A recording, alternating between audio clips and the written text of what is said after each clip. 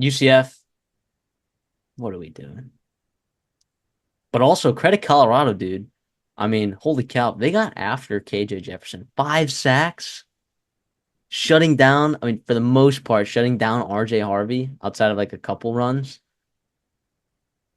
making KJ Jefferson look not good. I mean, this was a game I think we both picked UCF and we were both really, really confident. And the reason why you had mentioned in the preview that you didn't take UCF in your best bets was because of the backdoor cover with Colorado being afraid of that.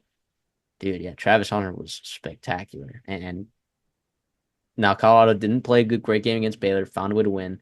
They played a fantastic game against UCF. They find a way to win here.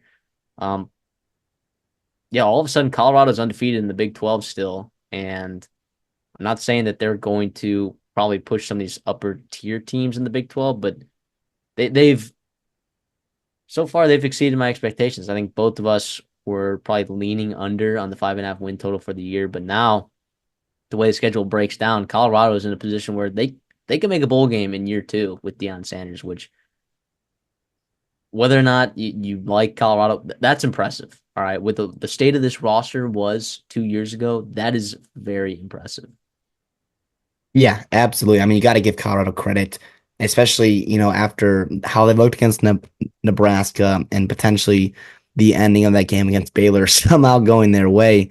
You got to give them credit for coming out here against UCF, against a team that was supposed to push them around, supposed to dominate them on the ground and defensively. You mentioned they got after it. They got after it. And here's the thing, Shedeur Sanders throws a beautiful ball. Travis Hunter, Will Shepard, we know there's talent in that receiver corps for Colorado. But the turnovers there for UCF, that can't happen. I think if you were to play this game 10 times, I don't know how many outcomes end up in a blowout like this for Colorado. But again, regardless, you got to give them a ton of credit.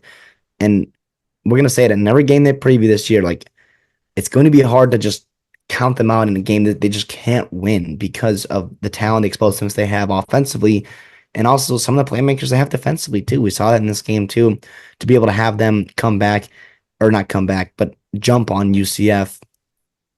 Yeah, super, super impressive there. And for UCF, looking forward, this is a game you would love to have. Looking at their schedule, you get Florida next week, right on the road, not too far away from you, but this was a nice game that you wanted to have to continue your momentum, continue your build in the Big 12 before you got into the real thick of things in your conference play.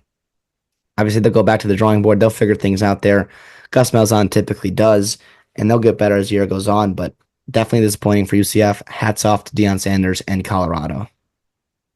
Ogunloa, McCoy, very good pieces on the defensive side of the ball. Not to mention Travis Hunter, of course, at corner was spectacular.